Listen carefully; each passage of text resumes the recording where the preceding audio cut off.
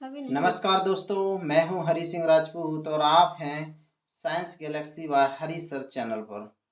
और आपने अभी तक कुछ अध्यायों के प्रश्न डिस्कस कर लिए हैं जो हमने आपको 100 कराए हुए हैं। अब हम जय बड़ों को लेकर के आए हुए हैं, तो इसमें भी हम आपको 100 प्रश्न का डिस्कशन कराएंगे।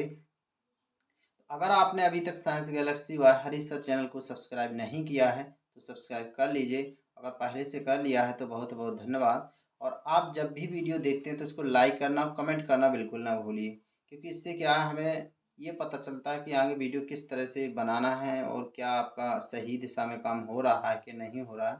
अगर इस तरह से रिस्पॉन्स नहीं मिलेगा तो कोई काम करना बंद ही कर देगा। तो इस तरह से देखिए, आप अगर पूरा वीडियो देखते हैं तो उसको लाइक और शेयर ज़रूर कर दीजिए। चलिए हम प्रश्न क्रमांक पहला देखते हैं। मोनोसैकेराइड का वह वर्ग जिसे एल्डिहाइड समूह है क्या कहलाता है? तो देखिए वो एल्डोज कहलाता है। क्या कहलाता है? एल्डोज कहलाता है। प्रश्न इसमें आपको एल्डोज भरना है। दूसरा प्रश्न है, रक्त में उपस्थित ऑक्सीजन वाहक का नाम डॉट डॉट है। तो ये है आपका हीमोग्लोबिन। क्या है? हीमोग्लोबिन। प्रश्न क्रमांक तीसरा है, सूर्य की किरणों से संश्लेषित होने वाला विटामिन है। तो ये आपका विटामिन डी है। प्रश्न क्रमांक चौथा, दूध में उपस्थित सैकेराइड शर्करा क्या कहलाती है? तो देखिए दूध में उपस्थित जो शर्करा है, जो यहाँ शर्करा लिखा है वहाँ शर्करा चाहिए, तो वो कौन सी होती है? लैक्टोज शर्करा। कौन सी होती है? लैक्टोज शर्करा होती है। प्रश्न क्रमांक आपका अगला है 5 नंबर, शर्करा को जल अपघटित करने के लिए कौन से उत्प्रेरक का प्रयोग किया जाता है? तो दोस्तों इसमें जो उत्प्रेरक होता है, उत्प्रेरक जो आपका होता है वो एंजाइम होता है, वो होता है आपका क्या? इनवर्टेज। तो इसमें आपको क्या भरना है? इनवर्टेज भरना है।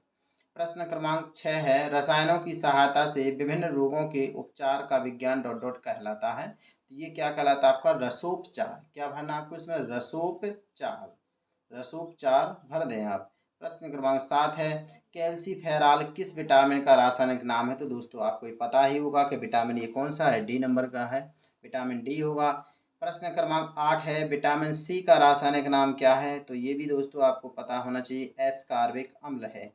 प्रश्न क्रमांक 9 है, डाइसैकेराइड का सामान्य सूत्र क्या है? तो डाइसैकेराइड में क्या हो जाएंगे? दो मोनोसैकेराइड होंगे, अर्थात C12H22 और O11। क्यों? क्योंकि इसमें जल बाहर निकल जाता है। प्रश्न क्रमांक आपका नेक्स्ट है 10 नंबर का, मोनोसैकेराइड कार्बोहाइड्रेट का एक उदाहरण दीजिए। तो ग्लूकोज कह दें, आप फ्रक्टोज कह दें, ये सब क्या है? आपके मोनोसैकेराइड ही तो हैं। प्रश्न क्रमांक 11, रक्त का थक्का बनने से में कौन सी प्रोटीन उत्तरदायी है? तो दोस्तों इसका जो आपका आंसर है वो है आपका फाइब्रिनोजन। कौन सा है? फाइब्रिनोजन। प्रश्न क्रमांक 12 नंबर है, ग्लूकोज कौन सा सैकेराइड है? तो दोस्तों ग्लूकोज मोनोसैकेराइड है। कौन सा है? मोनोसैकेराइड है। प्रश्न क्रमांक 13 नंबर, सबसे मीठी शर्करा का नाम क्या है? तो दोस्तों ये आपकी क्या होती है? फ्रक्टोज होती है। क्या होती है? फ्रक्टोज होती है ये शर्करा। जो सबसे मीठी शर्करा जो क्या होती है दोस्तों? फ्रक्टोज होती है। प्रश्न क्रमांक अगला है 14 नंबर का प्रश्न, जीवन के अणु किसे कहा जाता है? तो जीवन के अणु क्या कहलाते हैं दोस्तों? जैव अणु। क्या कहलाते हैं? जैव अणु। प्रश्न क्रमांक 15 नंबर का है, जैव तंत्र कैसे पदार्थों से बना है? तो जैव तंत्र कैसे पदार्थों से बना है? जैविक पदार्थों से बना है। कैसे बना है? जैविक पदार्थों से, या आप जीवित पदार्थों से भी कहते हैं। जैव अणु कौन सी क्रिया करते हैं? तो ये आपकी कौन सी क्रिया करते हैं? अन्य क्रिया करते हैं। कौन सी क्रिया? अन्य क्रिया। प्रश्न क्रमांक 17, एक औसत कोशिका का व्यास कितना होता है? तो ये होता है 0.02 mm। 0.02 mm। प्रश्न क्रमांक अगला है कि आपका कोशिका में द्रव्यमान के अनुसार कितने परसेंट जल होता है? तो ये होता है आपका 70%। कितना? 70%, 70%। प्रश्न क्रमांक अगला 19 नंबर का, कार्बोहाइड्रेट, प्रोटीन, न्यूक्लिक अम्ल कैसे अणु वाले यौगिक हैं? तो ये आपके कैसे अणु वाले हैं? आपके बृहद अणु यौगिक हैं। कैसे हैं? बृहद अणु यौगिक। प्रश्न क्रमांक 20 है, शरीर की विभिन्न क्रियाओं के लिए आवश्यक ऊर्जा प्रदान करना किसका डॉट डॉट कार्य है? तो ये है आपके कार्बोहाइड्रेट का। किसका? कार्बोहाइड्रेट का।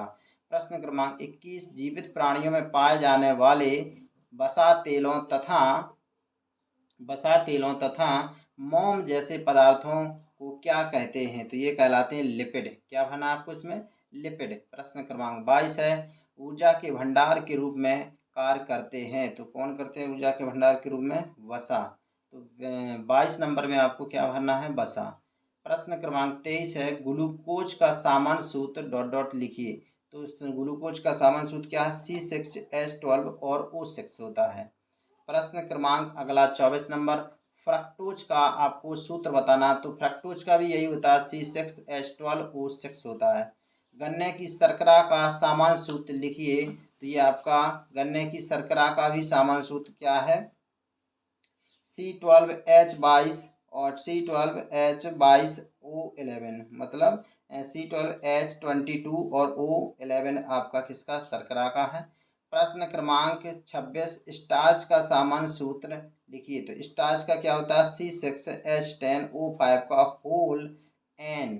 तो ये आपका क्या होता है? स्टार्च का C6H10O5 का होल N। प्रश्न क्रमांक 27 नंबर का है, कार्बोहाइड्रेट का मुख्य स्रोत क्या है? तो ये आपके पेड़ पौधे होते हैं। क्या होते हैं? पेड़ पौधे। प्रश्न क्रमांक 28, जो जल अपघटन पर एक ही प्रकार के मोनोसैकेराइड देते हैं वे क्या कहलाते हैं? तो वे क्या कहलाते हैं? समपॉलीसैकेराइड। क्या कहलाते हैं? समपॉलीसैकेराइड। प्रश्न क्रमांक आपका 29 नंबर का है, पेड़ पौधों में कितने प्रतिशत कार्बोहाइड्रेट पाया जाता है? तो ये पाया जाता है आपका 70%। कितना? 70%। प्रश्न क्रमांक 30, ग्लूकोज को क्या कहते हैं? तो ग्लूकोज को आपको क्या बोलते हैं? एल्डोज बोलते हैं। क्या बोलते हैं? एल्डोज बोलते हैं। प्रश्न क्रमांक 31, फ्रक्टोज को क्या कहते हैं? तो इसको क्या बोलते हैं? कीटोज बोलते हैं। क्या बोलते हैं? कीटोज। प्रश्न क्रमांक अगला, एल्डोज में कौन सा समूह होता है? तो इसमें CHO समूह होता है दोस्तों। कौन सा? CHO समूह होता है, क्योंकि ये एल्डिहाइड का फॉर्मूला है, वो है कार्यात्मक समूह। और आपका प्रश्न क्रमांक 33 नंबर का है, कीटोज में कौन सा समूह होता है? तो इसमें देखिए जो ग्रुप होता है वो होता है आपका CO ग्रुप होता है। प्रश्न क्रमांक 34 नंबर का है कि पके हुए अंगूरों में अंगूरों में ग्लूकोज कितने % होता है? तो ये होता है 20 से 30%। कितना? 20 से 30%। प्रश्न क्रमांक 35 नंबर का है, मधुमेह के रोगियों के रक्त में ग्लूकोज कितने प्रतिशत होता है? तो ये होता है 0.30%। प्रश्न क्रमांक 36 है, मधुमेह के रोगियों के मूत्र ग्लूकोज कितने प्रतिशत पाया जाता है? तो ये आपका दोनों एक सा ही प्रश्न लग गया है। तो ये मधुमेह के रोगियों के मूत्र में ग्लूकोज कितने प्रतिशत होता है? तो ये अलग है, मतलब 10% होता है। उसमें रक्त में पूछा है और इसमें मूत्र में पूछा है। तो मूत्र में 10% और रक्त में ऊपर 0.30%। शहद में फ्रक्टोज कितना प्रतिशत होता है? तो दोस्तों ये होता है 50% होता है। प्रश्न क्रमांक अगला है 50% है इसमें शहद। अगला है, फ्रक्टोज चीनी से कितने गुना मीठा है? तो ये आपका 1.75 गुना, 1.75 गुना। प्रश्न क्रमांक अगला है 39 नंबर का प्रश्न है, फ्रक्टोज कितने समावयवी रूपों में पाया जाता है? तो ये आपका कितने? 8 समावयवी रूपों में मिलता है। प्रश्न क्रमांक 40, फ्रक्टोज गलनांक कितना होता है? फ्रक्टोज का गलनांक तो ये होता है आपका 102 डिग्री सेल्सियस। कितना? 102 डिग्री सेल्सियस। फ्रक्टोज किस किस में आबिलेय है? यहाँ आबिलेस लिखा है, सॉरी, आबिलेय चाहिए। तो इसमें आपका कितना है? आपका किस में है? ईथर में भी है, बेंजीन में। क्यों? क्योंकि ये मतलब क्यों, एक कार्बनिक विलायक, ईथर बेंजीन, तो आप इसमें कार्बनिक विलायक भी भर सकते हैं, ईथर और बेंजीन भी भर सकते हैं। प्रश्न क्रमांक 42, सबसे मीठी शर्करा कौन सी है? तो सबसे मीठी शर्करा आपकी फ्रक्टोज है। कौन सी? फ्रक्टोज। प्रश्न क्रमांक 43 नंबर का आपको देख पा रहे हैं, फ्रक्टोज और ग्लूकोज की संरचना में कितने कार्बन पर अंतर होता है? तो ये आपके प्रथम 2 कार्बन पर अंतर होता है। किसमें?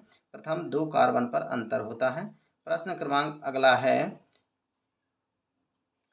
44 नंबर का, क्षार के साथ गर्म करने पर फ्रक्टोज कैसे रंग का हो जाता है? तो ये हो जाता है भूरा। कैसा हो जाता है? भूरा रंग। प्रश्न क्रमांक 45, लैक्टोज किस पदार्थ में पाया जाता है? तो ये पाया जाता है दूध में, मिल्क में, दूध में। प्रश्न क्रमांक 46, पेड़ पौधों की कोशिका भित्तियां किसकी बनी होती? तो ये सेलुलोज की बनी थी। किसकी बनी थी? सेलुलोज की। प्रश्न क्रमांक 47, रुई और फिल्टर पत्र में कितने प्रतिशत सेलुलोज पाया जाता है? तो ये पाया जाता है 100%। कितना? 100%। प्राणी शरीर में कार्बोहाइड्रेट किसके रूप में संग्रहित रहता है? तो ये रहता है ग्लाइकोजन। किसके रूप में? ग्लाइकोजन।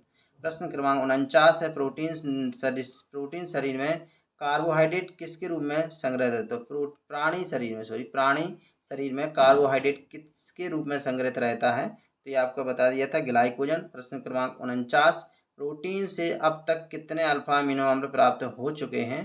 तो आपके कितने हो चुके हैं? 25 कितने? 25। प्रश्न क्रमांक 50, मनुष्य के लिए कितने अल्फा अमीनो अम्ल अति आवश्यक हैं? तो ये आपके कितने होते हैं? 10 अल्फा अमीनो अम्ल आवश्यक होते हैं। तो ये आपके 50 प्रश्नों को पूरा कर दिया गया है दोस्तों। तो आप इनको देखिए और अपना प्रैक्टिस करिए। धन्यवाद। 41 हुआ कौन है?